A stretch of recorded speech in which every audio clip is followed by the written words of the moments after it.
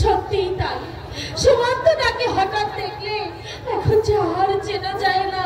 বৌদিমণি আর সে বৌদিমণি নেই, কাঁচা সোনা রঙে কেউ যেন কালি ঢেলে দিয়েছে। হবে না কেন? মাসের অর্ধেক দিন তো উপর দিয়েই থাকে দুজনে।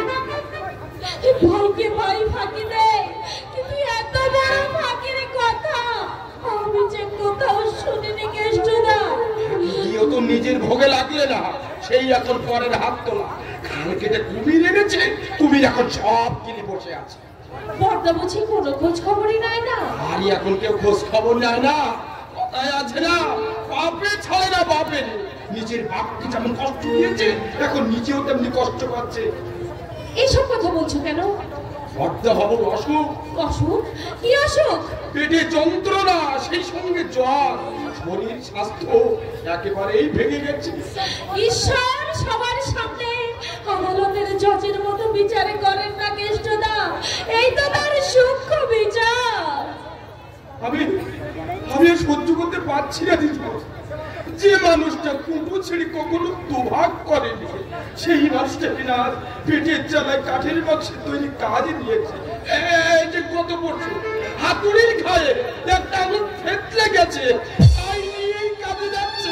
কেষ্টদা, আমাদের দুঃখ কষ্টের কথা তুমি আর কখনো আমার কাছে বলো না। তুমি ছাড়া আর কি বুঝবে দিদিমণি? আমি ওদের কে? আমি তো আর কি আপন, সে কথা আর কেউ না জানলেও আমি তো জানি তোমার আমার একই অবস্থা দিদিমণি। না পারি সইতে, না পারি কইতে। এসব কথা তো থাক কেষ্টদা, তোমার দেরি হয়ে যাচ্ছে। সুমন্তদার কাছ থেকে ফিরে এসে কি খাবে তা বোধহয় তুমি একেবারেই ভুলে গেছো। না, আমি বলিনি দিদিমণি, আমি বলিনি। কেষ্টদা, আমার কাছে এই আছে কেষ্টদা।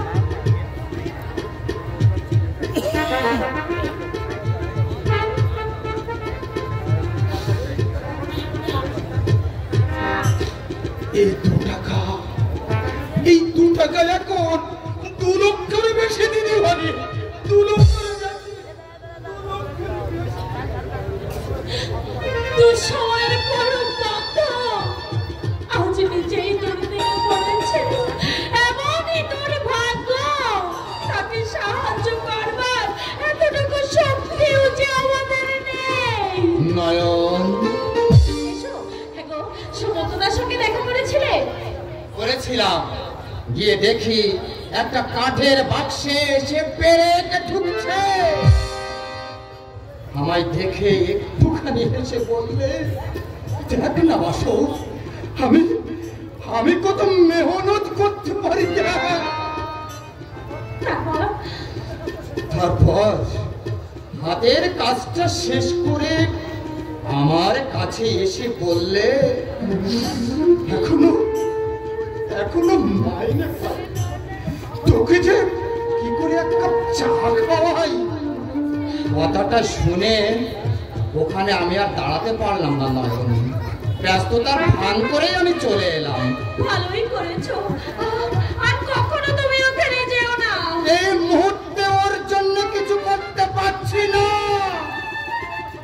সেটাই যে আমার সবচেয়ে বড় কষ্ট। দুঃখ করে কি হবে বলো, চেষ্টা তো করছোই। সারাদিন পায়ে হেঁটে বড্ড খিদে পেয়ে গেছে, তাড়াতাড়ি আমাকে দুটো খেতে দেবে চলো। খেতে দেবো? কিন্তু কি খেতে দেবো?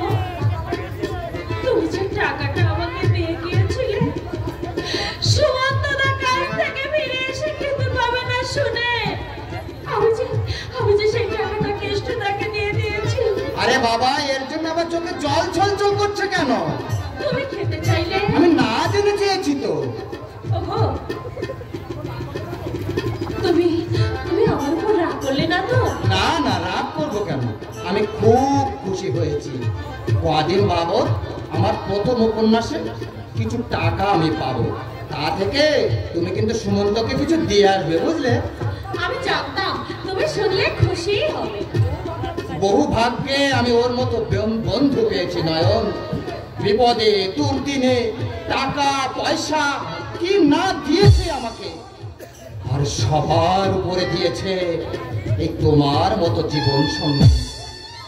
ওর ঋণ আমি কোনোদিন শোধ করতে পারবো না।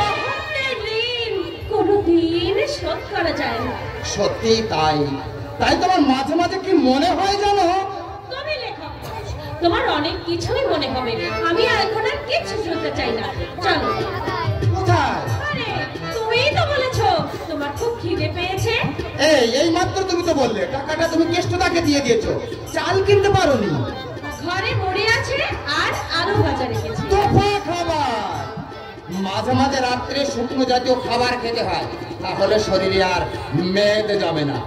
চলো ওই আলু ভাজার মুড়ি খেয়ে দুজনের মধুরাত আজ মধুময় করে তুলি। চলো।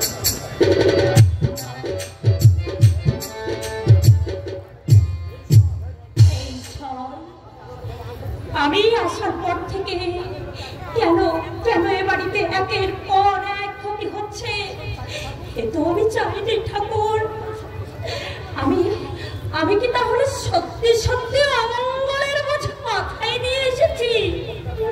বলে দাও ঠাকুর, তুমি আমাকে বলে দাও কি করলে এই বাড়ির মঙ্গল হবে?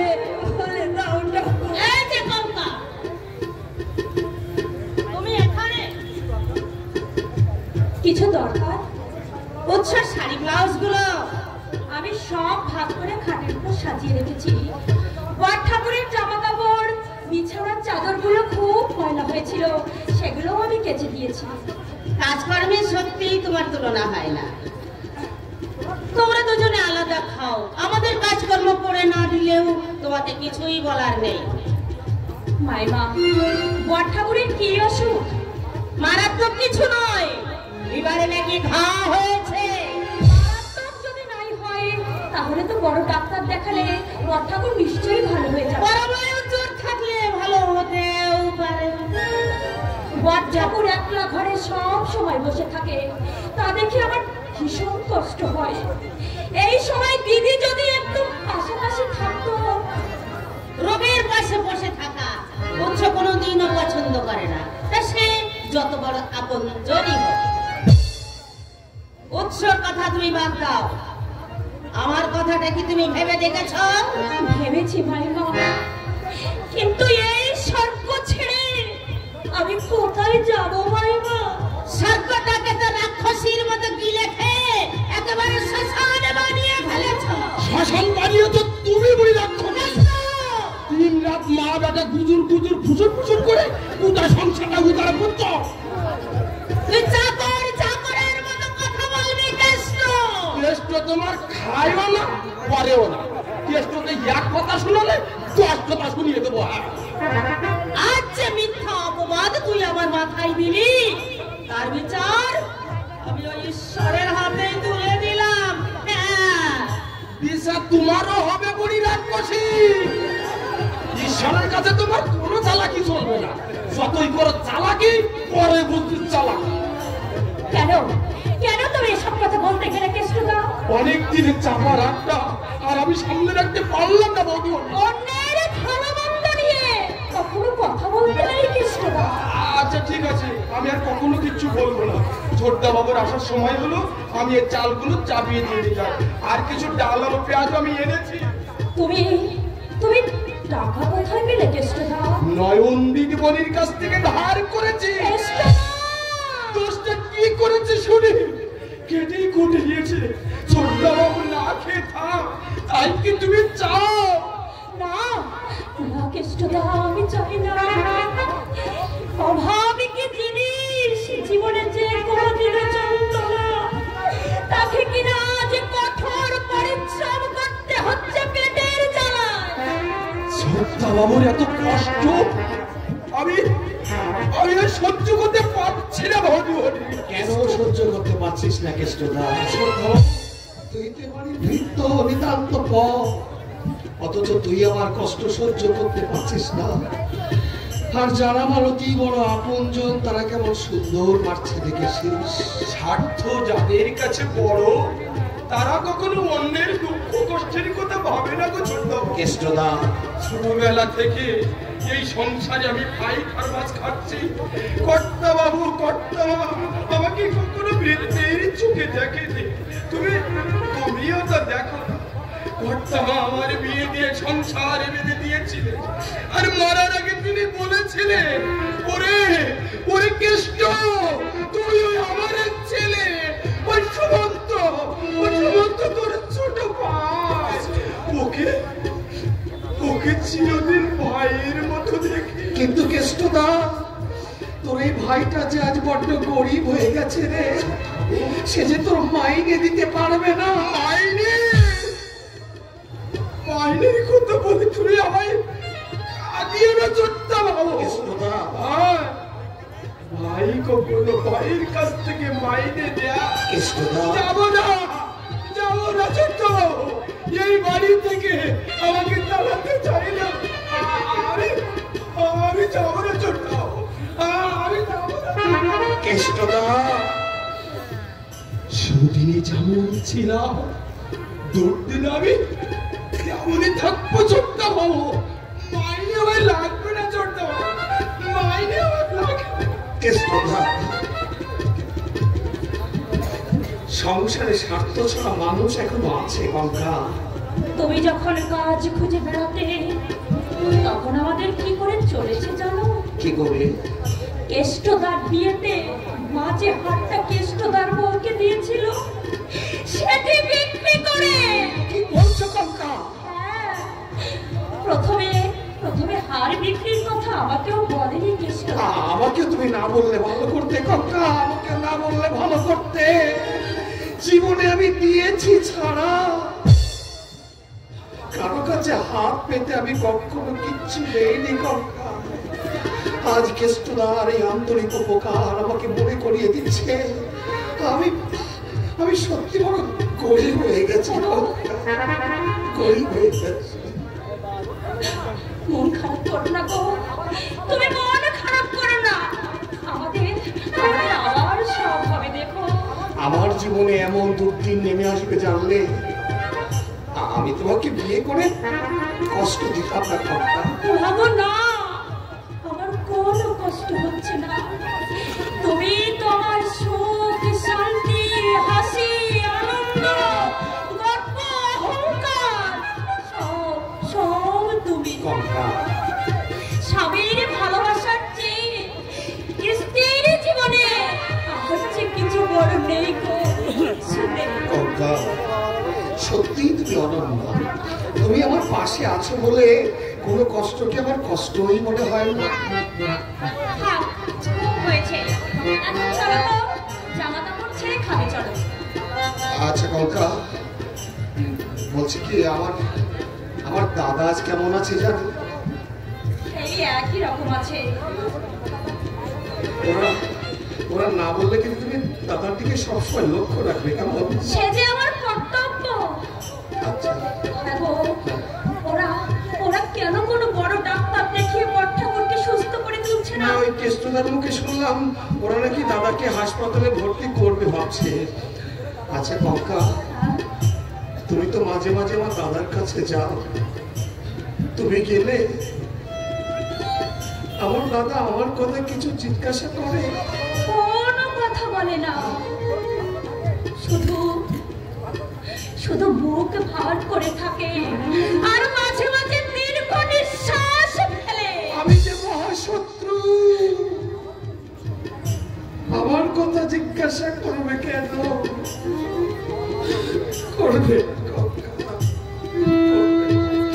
ও হ্যাঁ গঙ্গা, শোনো না, আমার মা আমার জন্মদিনে আমাকে মিনে করে আনতে দিয়েছিল।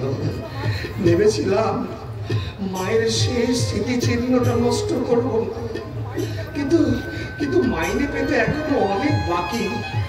আংটিটা আমি তোমাকে কাল দেবো, কেমন?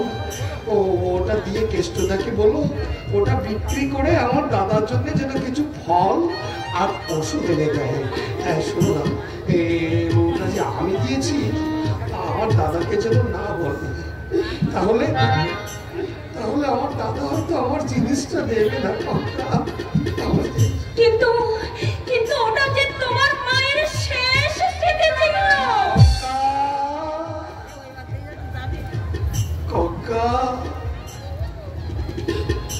একদিকে আমার মায়ের শেষ স্মৃতি ছিল, আরেকদিকে আমার মায়ের পেটে বড় ভাই।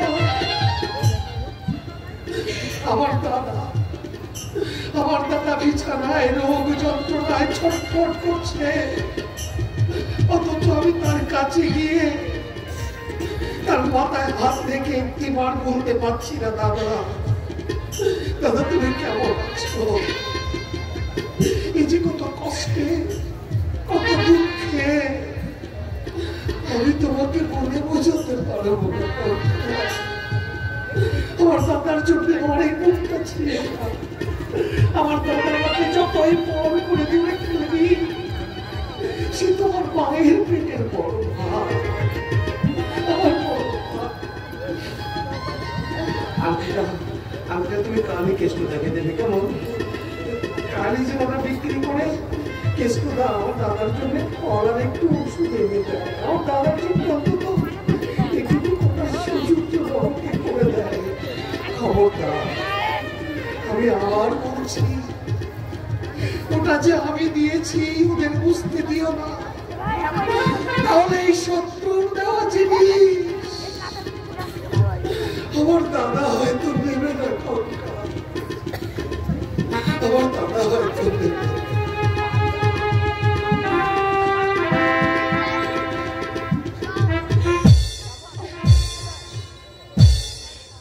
এমন ভাইকে যে দুঃখ দেয়, সত্যি সে ভাগ্যহীন, ভাগ্যহীন।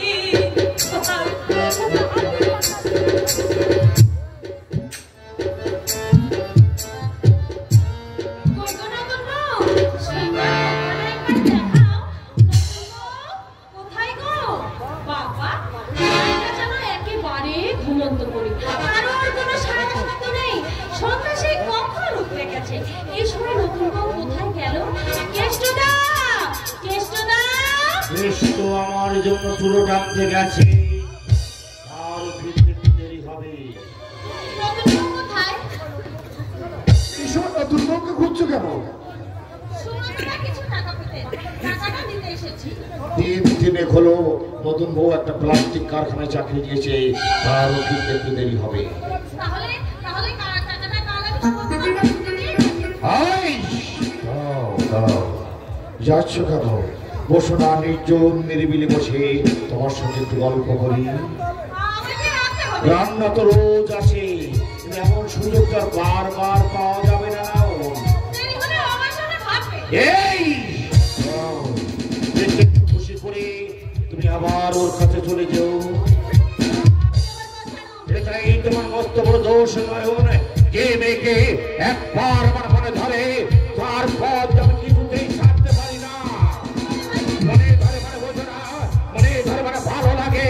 প্রথম দেখা থেকে তোমার চরম ভালো লেগেছিল, তেমন করে আমি সুযোগ পাইনি।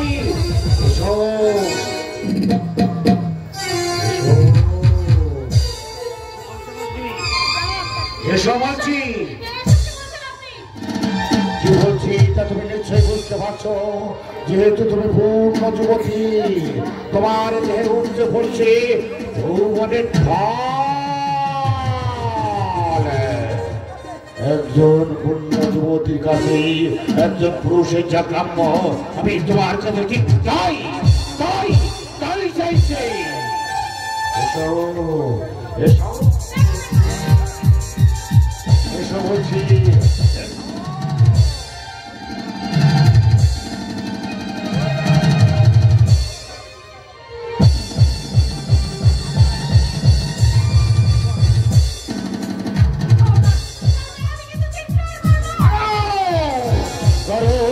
চিৎকার করো, চিৎকার করে আকাশ পাতাল সব কাঁপিয়ে দাও, তাকে তোমারই কলঙ্ক হবে। আপত্তি করছো কেন? তোমাকে টাকা দেবো, অনেক অনেক টাকা।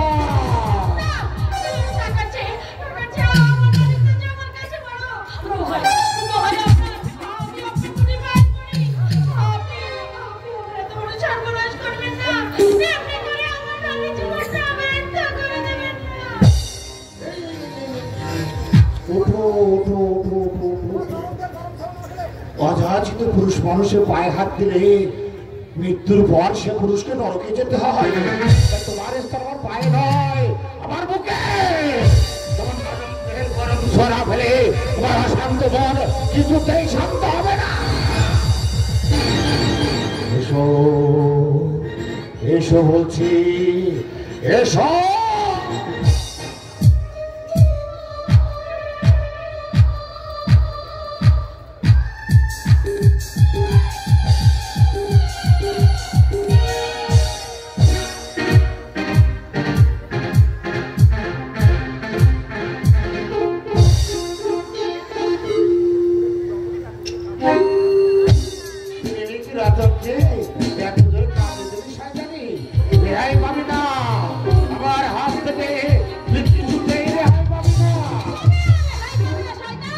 কি করবে? এখান থেকে থানা তুমি আছে, আমি সোজা থানায় যাবো। তোমার বন্ধু আমাকে আশেপাশে সবাইকে বলে দেবো তোমার দুঃখের কথা। ওকে আমার বদনাম হয় হোক, তোমাকে আমি মাথা উঁচু করে চলবে।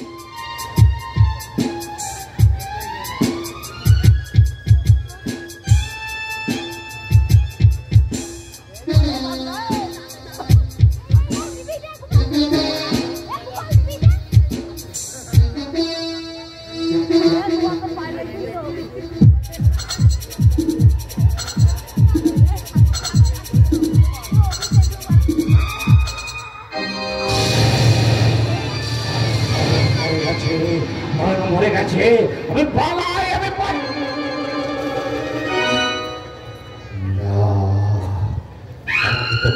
চলবে না। যেমন শান্ত মস্তিষ্কে ধীরে ধীরে একটু একটু করে আমি নায়ককে মেরেছি, ঠিক তেমনি ভাবে ধীরে ধীরে শান্ত মস্তিষ্কে আমাকে এগিয়ে যেতে হবে। হ্যাঁ, আমাকে তো এগিয়ে যেতেই হবে। এই না নাহলে কি আমার খেয়েছিল বলতো, না তোমার কাছে থেকে ওর কাছে চলে যেতিস, সেটা কি ভালো ছিল না?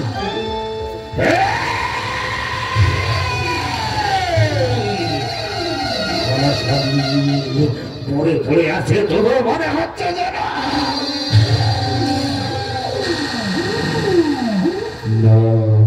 পরবর্তী টার্গেট গঙ্গাকে আমি ভালোবাসি। তারপর ওই গঙ্গাকে ভর্তি হওয়ার পর আমিও বলছি ভালো হয়েছে। আইডিয়া এই লাশ এখান থেকে কিছুতেই সরানো যাবে না। সমস্ত কাজ থেকে ফিরবার সময় হয়েছে। এই খুনের ভার আমি সমস্ত কাঁধে চাপিয়ে দেব। আমার উঁচু মাথা আমি উঁচুই রাখবো।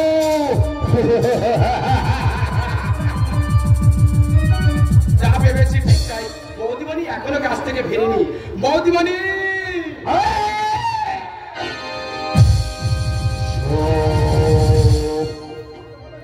একদম চেঁচামেচি করবি না, একদম শব্দ করবি না। শব্দ করলে তোকেও কিন্তু এই নয়নের মতো কোন করে ফেলবো।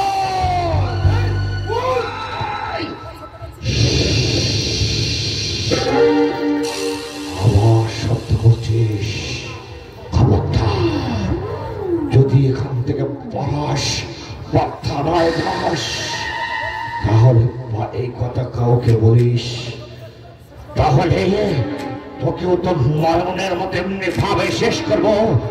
তোর ছেলে মেয়ে দুটোকে ওই জন্মের মতো শেষ করে দেব। যা বললাম মনে থাকে যেন। আমি কথা কাউকে বলবো না, আমাকে যেতে দিন। শোন, যা বলছি ভালো করে মন দিয়ে শোন। সমন্ত কাজ থেকে ফিরবার সময় হয়ে গেছে। এই লাশ এখান থেকে কিছুতেই সরানো যাবে না। আমি থানায় ফোন করে দিচ্ছি। পুলিশ এলে পুলিশের কাছে বলবি এই ফোন সমন্তই করেছে। সমন্তর কথাই বলবি। আর সেদিন যাতে সমন্তর বিরুদ্ধে সাক্ষী দেয় তার ব্যবস্থা আমি নিজেই করছি। যা বললাম মনে থাকে যেন। একবার যদি বলবার চেষ্টা করিস তাহলে তুই তো মরবি। তোর বাবা ভাই বোন যে যেখানে আছে সবাই তুমি শেষ করে দেবো রে, সবাইকে শেষ করে দেবো। আর আমার কথা মতো যদি চলিস তাহলে সবাই বেঁচে যাবি। তাই যা বললাম মন দিয়ে কাজ করে যা। মনে রাখিস আমার নাম্বার আহিন।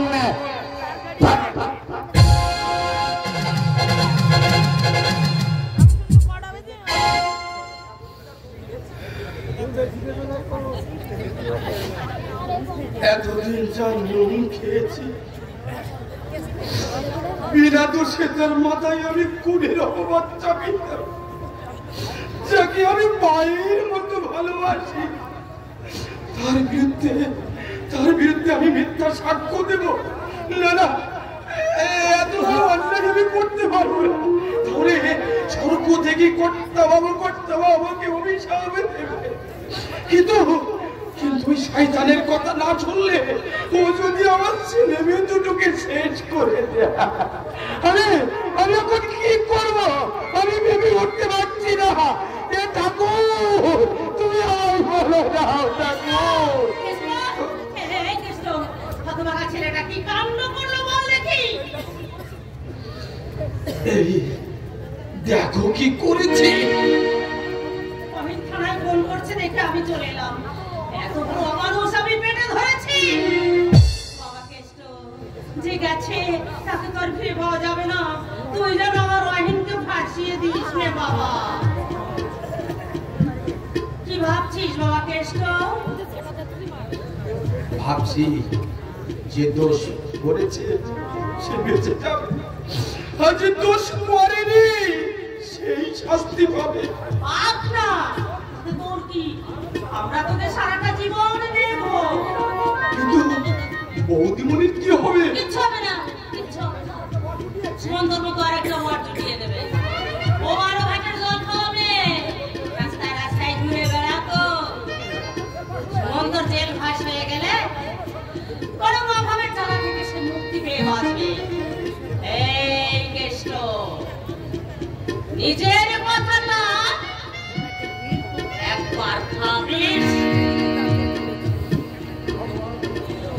হে ভগবান, তুমি আমাকে পাগল করে দাও। এই মুহূর্তে একটা পাস গেল আমার মাথা।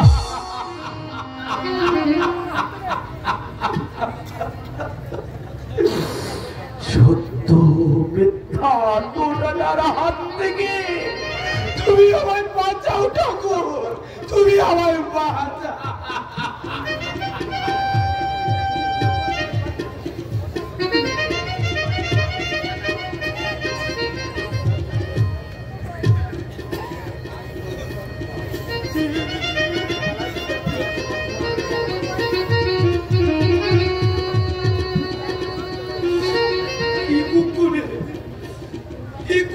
তুমি এই বাড়িতে এসেছিলে দিদিমান? ওই শয়তান তোমার বাঁচতে দিবে না, বাঁচতে দিবে না।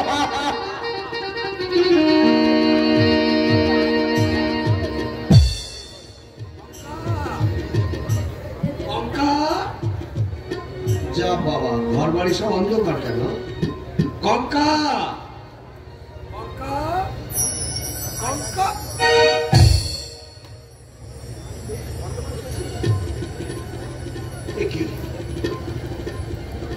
অন্ধকারে কে শুয়ে আছে?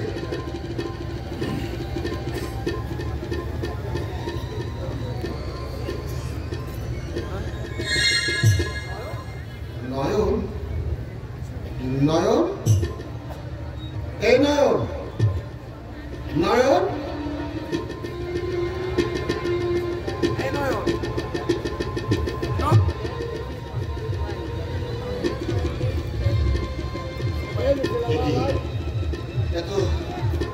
এত ঠান্ডা কেন? নয়ন, নয়ন,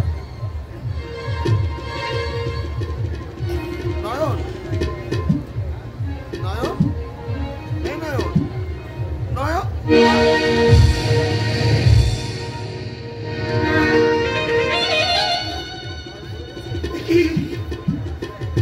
নয়ন, নয়ন মরে গেছে। কেষ্টদা, মাইবা, অইন বাবু, কেষ্টদা। আমার ডাকছো আমার সুমন্ত। নয়নের বাড়িতে কখন এসেছিল? আমি তো কি করে জানবো বাবা? আপনার ছেলে কোথায়? অহিন ব্যানার্জি? এত কারখানায়? না, কারখানায় নয়। আপনি সব জানেন। বলুন কোথায় সেই শয়তান? কোথায়? এই কেষ্টদা, এই কেষ্টদা। নয়ন কি করে বললো? কেষ্টদা, নয়ন কি করে? আরে মরে গেছে। কে মেরেছে তাকে? হ্যাঁ? মেরেছে মানে? কোন? ও বাবা, এসব শুনে যে আমার হাত পা শুকিয়ে যাচ্ছে। মাইমা, কেষ্টদা, তোমরা নিশ্চয়ই সব জানো। বলো, এত বড় ঘটনা কি করে ঘটলো? কে ঘটালো এই ঘটনা? ঘটিয়েছ তুমি। আমি তোকে একদম পালাবার চেষ্টা করবে না।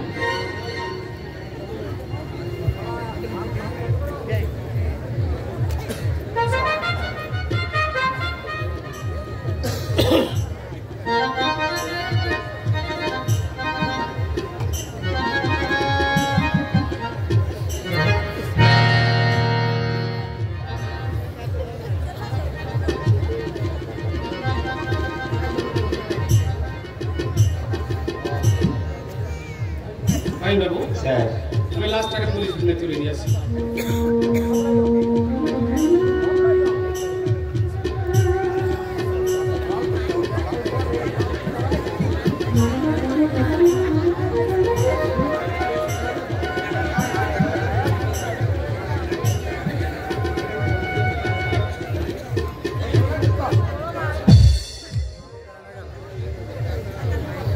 স্যার, এ নিয়ে আমার নাম।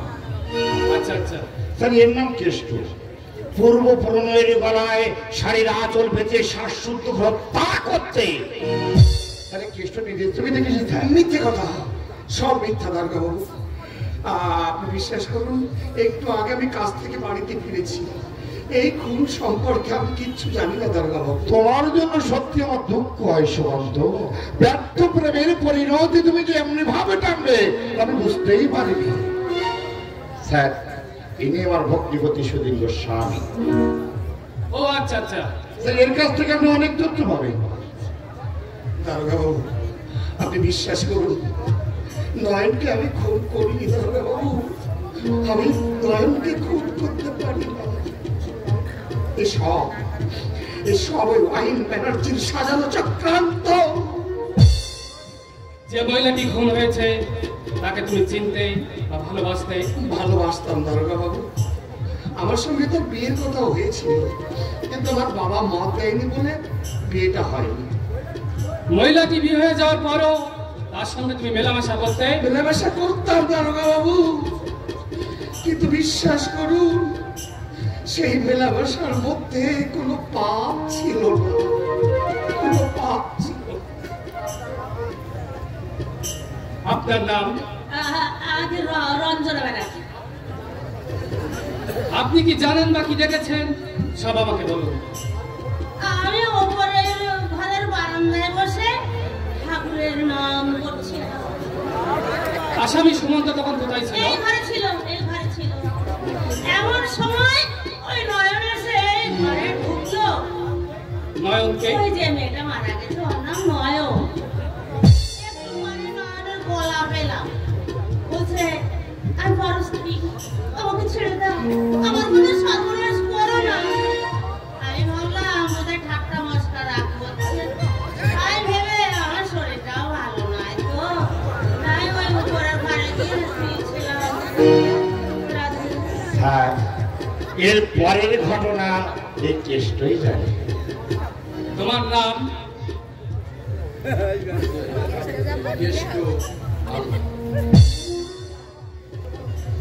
তুমি কি জানো বা কি দেখেছো সব আমাকে বলো। আগে এই কেষ্ট,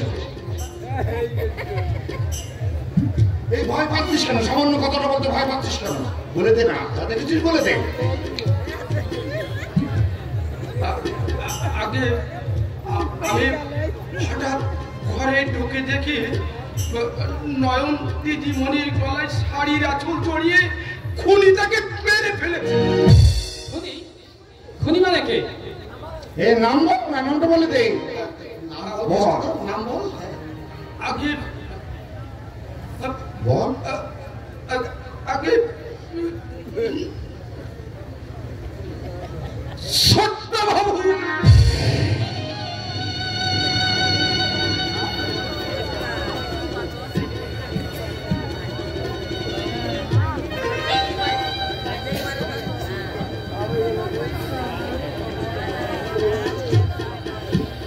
কেষ্টদা,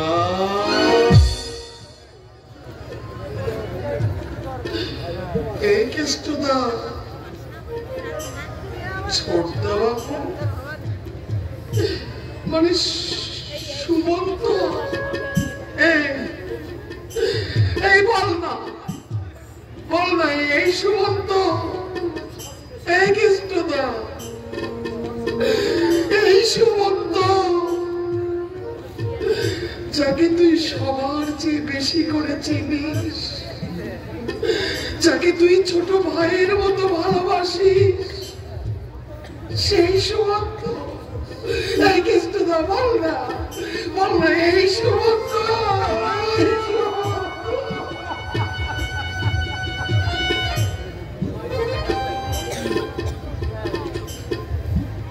মাইমা, মাইমা, ওয়াহিন বাবু আপনার ছেলে। আপনার সে ছেলের মাথায় হাত রেখে বলুন তো, খুনের সময় সত্যি কি আমি বাড়িতে ছিলাম? সত্যি কি আমি অপরাধী, খুনি? তিন কালে গিয়ে আমার এক কালে গিয়ে ঠেকেছে বাবা। এই বয়সে মিথ্যে কথা বলে আমার কি লাভ বলো দেখি? আপনার নাম সুধীর গোস্বামী? আগে হ্যাঁ, আপনার ভাই যে প্রকৃতপক্ষে অপরাধী এবং খুন করতে পারে তা আপনি বিশ্বাস করেন? আপনি এই সামান্য কথাটা বলতে তো ভয় পাচ্ছ কেন? বলে দাও না। বলুন, আপনি বিশ্বাস করেন?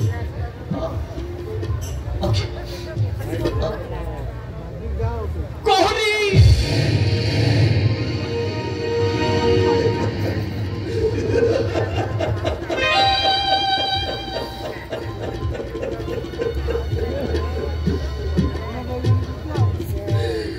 বাবু, আপনি আমাকে নিয়ে চলুন দারোগা বাবু। আমার ভাই যখন আমাকে খুনি বলে বিশ্বাস করে, তখন আমার সপক্ষে আমি আর কিচ্ছু বলতে চাই না দারোগা বাবু। আপনি আমাকে নিয়ে চলুন দারোগা বাবু, আমাকে নিয়ে চলুন।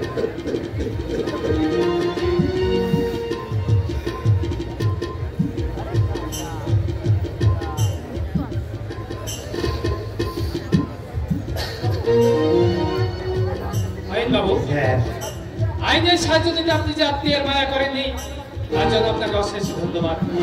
কিন্তু আপনাকে আমার সঙ্গে আবার থানায় যেতে হবে। অবশ্যই স্যার, আমার তো রেডি আসছি।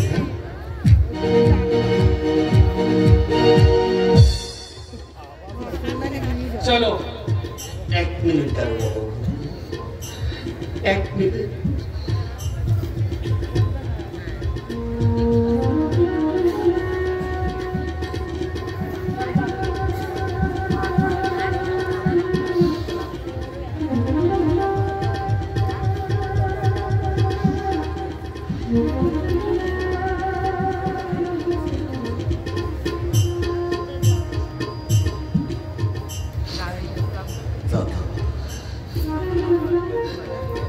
এই দেখো,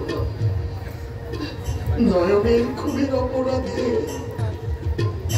পুলিশ আমাকে ধরে নিয়ে গেছে। হয়তো আমার ফাঁসি হোক, তোমার সাথে হয়তো দেখা হবে না। শরীরের যত্ন নিও, ঠিক মতো ওষুধ খেও। স্বাস্থ্যটা তোমার অনেক ভেঙে গেছে দাদা,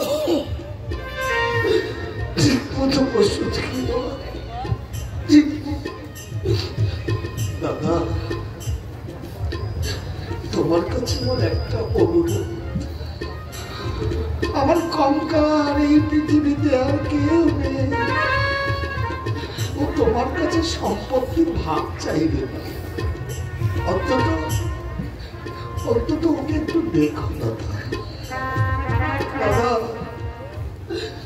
আমি তো তোমার কাছে জীবনে কোনোদিন কিচ্ছু চাইনি, আজ প্রথম চাইছি। আশীর্বাদ করো দাদা, আশীর্বাদ করো। তোমার সাথে দেখাই যেন আমার শেষ দেখা, শেষ দেখা।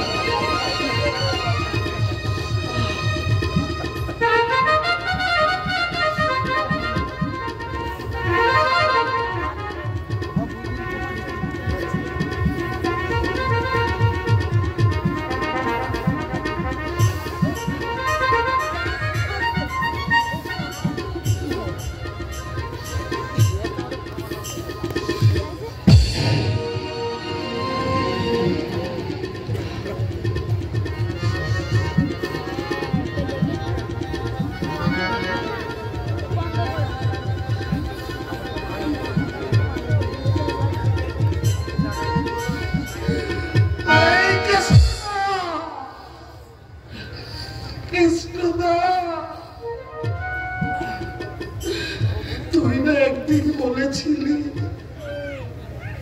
আমার মা মরে যাওয়ার সময় আমাকে তোর হাতে তুলে দিয়ে বলেছিল, কেষ্ট আজ থেকে সুমন্ত তোর ছোট ভাই, ওকে চিরদিন ভাইয়ের মতো দেখিস। এই দেখলি কেষ্টদা, এই দেখলি তোর ভাইটাকে তুই, এই দেখলি কেষ্টদা, এই দেখলি কেষ্টদা।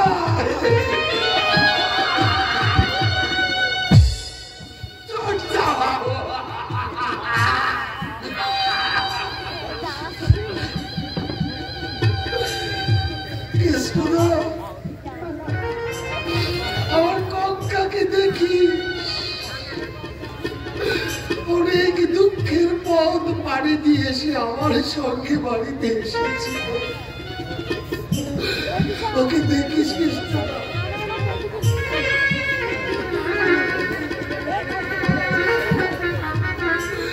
এই কৃষ্ণদা আমার কঙ্কা যেন হারিয়ে না যায়,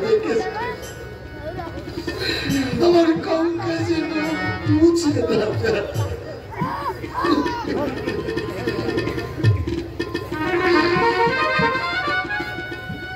চলো দারোগা বাবু, চলো।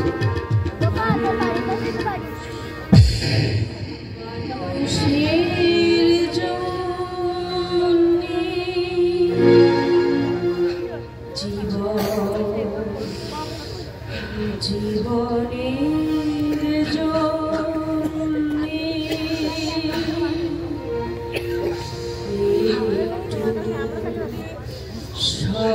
সহানুভূতি কি মানুষ পেতে পারে না ও বন্ধু, মানুষ মানুষের জন্যে। সুমন্ত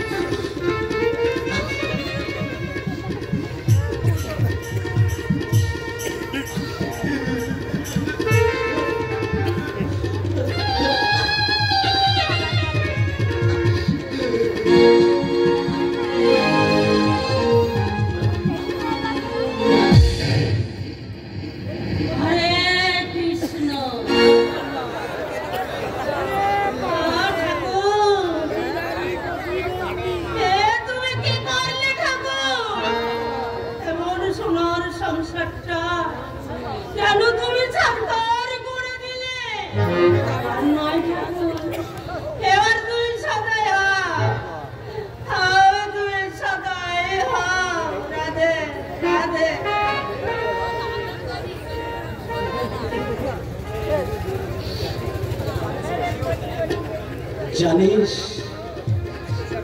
জানিস কেষ্ট, সম্পত্তি হাতছাড়া হয়েছে তাতে আমি তত ব্যথা পাইনি রে, যত ব্যথা পেয়েছি আমার নিজের ভাই ওই সুভক্তকে অপরাধী বলে। কেন কেন বললে বট্টা বাবু? উপায় ছিল না রে কেষ্ট, উপায় ছিল না? না বললে যে উপায় ছিল না। ওই ওই ওয়াইন শয়তান আমাকে কি বলেছে জানিস? কি বলেছে? বলেছে বৌমা 6 মাসের অন্তঃসত্ত্বা, তাই আমি যদি তার কাছে মিথ্যে কথা না বলি তাহলে বৌমাকে মেরে আমাদের গোস্বামী বংশটা নির্মূল করে ফেলবে। আর যদি বলি আমাদের সব সম্পত্তি ফিরিয়ে দেবে, আমাকে চিকিৎসা করে বাঁচিয়ে তুলবে। আমি আমার বাঁচার জন্য মিথ্যে বলিনি রে কৃষ্ণ, আমি শুধু মিথ্যে বলেছি আমাদের বংশের শেষ প্রদীপটাকে একটু জ্বালিয়ে রাখার জন্য, একটু জ্বালিয়ে রাখার জন্য।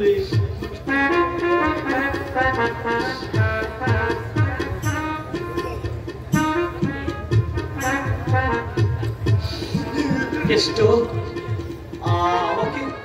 আমাকে তোরা ভুল বুঝিস না কেষ্ট। দেখ না, আমার বুকে বড় জ্বালা রে কেষ্ট, বড় ব্যথা। আমার সুন্দরকে তোরা দেখিস, আমি অনেক অন্যায় করেছি, তার ফল আমি পাচ্ছি। আমার জন্য ভাবিস না, ওকে বলিস ওর দাদা খুব ভালোবাসে, কিন্তু বলতে পারিনি কোনোদিন, বোঝাতে পারিনি। দেখিস আমি আর পারছি না, দেখিস আমি আর বাবু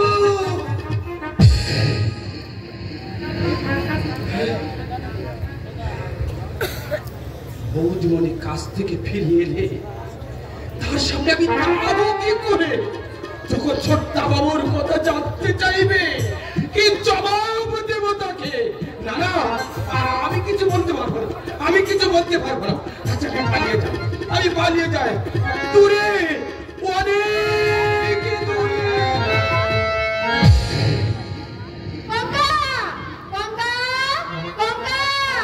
কি হয়েছে দিদি, আমার ডাকছো? হ্যাঁ শোন, আমি আর মা বিকেলের সাথে সিনেমা দেখতে যাব, ফিরতে আমাদের একটু রাত হবে, খাবারটা টেবিলে ঢাকা দিয়ে রাখিস। তোমরা দুজনেই যাচ্ছ দিদি? কেন, দুজনে যাওয়াতে তোমার আপত্তি আছে নাকি? না, আপত্তি থাকবে কেন? আমি আজ জেলখানায় তোমার দেওরের সঙ্গে দেখা করতে যাব ভেবেছিলাম। স্বামীকে না দেখার কষ্টে একান্তই যখন তোমার বুক ফেটে একেবারে চৌচির হয়ে যাচ্ছে, তখন যেতে হয় কাল যাও।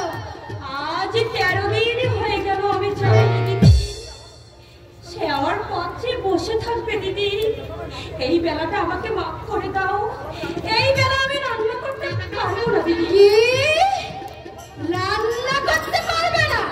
তবে কি আমি সিনেমা দেখা বন্ধ রেখে হেসেল ফেলবো? আমার মুখের উপর পারবো না কথাটা বলতে তোমার সাহস হলো কি করে?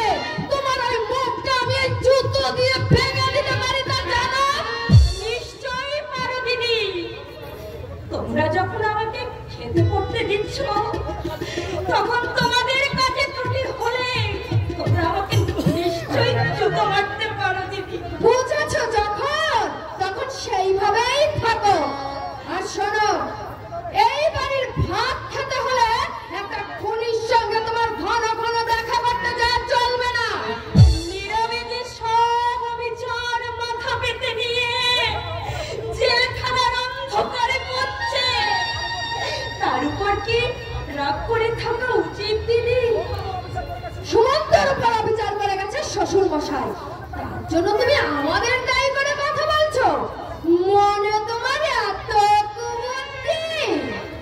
আর কমাতে কথা বলছিস হচ্ছ? এই বাড়ির আদরিনী বউ পম্পা, আমরা নাকি সুমন্তের উপর অবিচার করেছি। অবিচারের কোনো প্রমাণ পেয়েছো তুমি? আমি তো তার নাম ধরে বলিনি মাইমা। উনি আমাদের রান্না করতে পারবেন না, স্বামীর সঙ্গে দেখা করতে যাবেন। দেখা করতে যাওয়া আমার অন্যায় হয়ে গেছে দিদি। এই বাড়িতে যে আমার কোনো অধিকার নেই, সে কথা আমি মাঝে মাঝে ভুলে গিয়ে অন্যায় দাবি করে বসি। কথা বলার ধরনটা দেখেছো না? আমাদের সম্বন্ধে তোমার যখন এতই ক্ষোভ, তাহলে আমাদের এখানে পড়ে না থেকে বেরিয়ে যাও। সেই ভালো মা, সময় থাকাতে তুমি দাঁড়াও। ও যখন মনে মনে আমাদের শত্রু হবে, কোনদিন হয়তো দেখবে খাবারের সঙ্গে বিষ মিশিয়ে দিয়েছে। কে বলেছিস? ও হয়তো সুমন্তর সঙ্গে সেই সব পরামর্শ করতেই চায়। মিথ্যে সন্দেহ করে আমাকে এই বাড়ি থেকে তাড়িয়ে দেবেন না মাইমা। আমি আপনাদের কথা দিচ্ছি, আর কখনো আমি জেলখানায় ওর সঙ্গে দেখা করতে যাওয়ার কথা বলবো না মাইমা। ওর মিষ্টি কথায় ভুললে তুমি ঠকবে মা। আমাদের সিনেমার প্রায় সময় হয়ে এলো, আমি ড্রাইভারকে গাড়ি বের করতে বলছি। তুমি যেন বেশি দেরি করো না।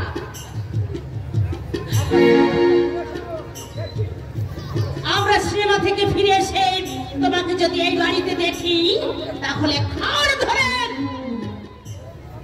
তাই বের করে দেব। আমি আপনার গায়ে পড়ছি মাইমা, আমি আর কোনোদিন কোনো কথা বলবো না।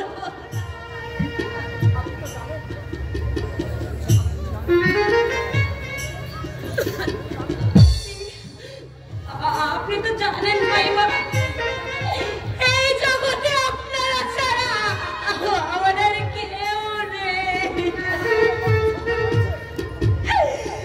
আমার গর্ভে এই বংশের সন্তান রয়েছে। আমি এই বাড়ি ছেড়ে কোথাও যেতে পারবো না মাইমা, আমি কোথাও যেতে পারবো না।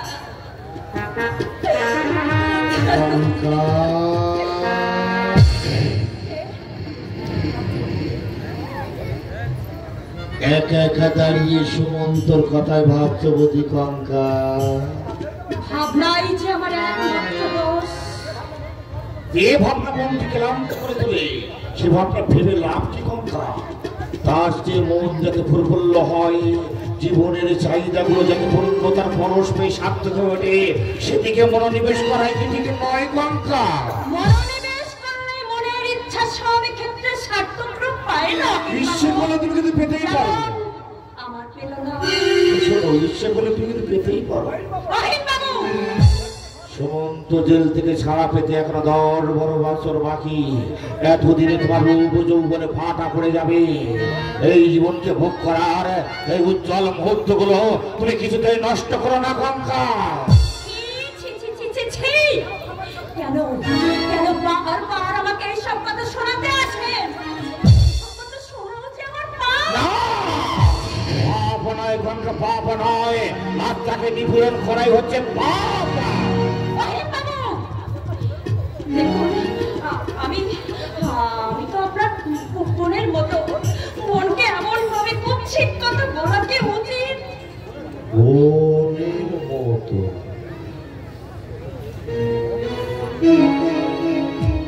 বোনের মতো? নিজের মায়ের পেটের বন্ধ থেকে আমার নাম বোনের মতো। পরের বোনকে পরের বোন বলবার মতো লাভ মোকামে নয় গঙ্গা। বোনের মতো নিজের মায়ের পেটের বন্ধ তুমি আমার নাও, অর্থাৎ তোমার সঙ্গে আমার অবৈধ ভ্রমণ নয়, কেউ আটকাতে পারবে না। এসো এসো বলছি, বাড়িটা একদম নিরিবিলি ফাঁকা। এই সুযোগ আমি কিছুতে হাতছাড়া করতে পারবো না। এসো এসো বলছি, এসো।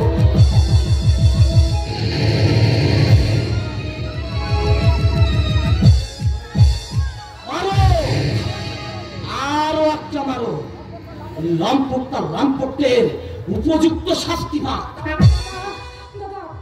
এই একটু আগে তুমি তো বিছানায় শুয়েছিলে, উঠে গেলে। তোর শয়তানি খেলা দেখবার জন্যই আমি উঠে এসেছি। তোর মতো ঠক চচ্চর প্রবঞ্চককে বিশ্বাস করে আমি আমার চরম সর্বনাশ করেছি। আর কারো সর্বনাশ করার সুযোগ আমি তোকে দেব না। বিশ্বাসঘাতক, কি বলবো, আজ আমার শক্তি নেই। নইলে যে হাত দিয়ে তুই আমার বৌমার হাত ধরেছিলি, তোর সে হাত দিয়ে আমি ভেঙে গুঁড়িয়ে দিতাম।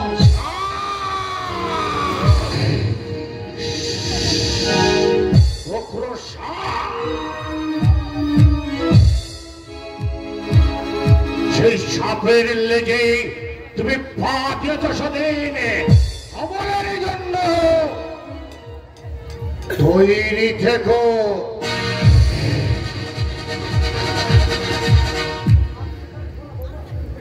আর তুমি এখানে থেকো না বৌমা, আজ এই বাড়ি ছেড়ে চলে যাও। চলে যাব? হ্যাঁ, চলে যাও। সুমন্ত জেলে যাওয়ার সময় তোমাকে আমার দেখাশোনা করতে বলেছে, কিন্তু সে শক্তি আমার নেই বৌমা। সময় বোধহয় বেশি দিন নেই। আমি চলে গেলে কে আপনার সেবা যত্ন করবে? আমি তোমাদের জন্য কোনোদিন ভাবিনি, আমার জন্য তোমরা ভেবো না।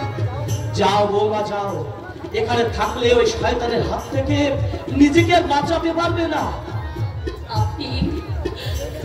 আপনি যখন বলছেন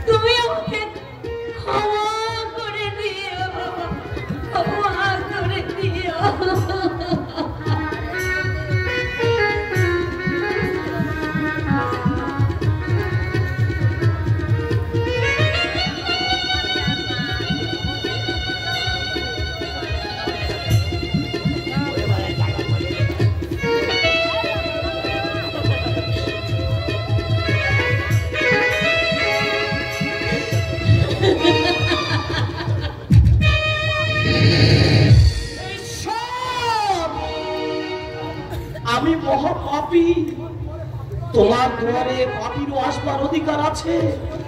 সেই অধিকারে আমি তোমার কাছে করজোড়ে প্রার্থনা করছি। মানুষ যাকে ঠাঁই দিলে না, সেই অভাগিনীকে তুমি দেখো ঠাকুর, সেই অভাগিনীকে তুমি দেখো।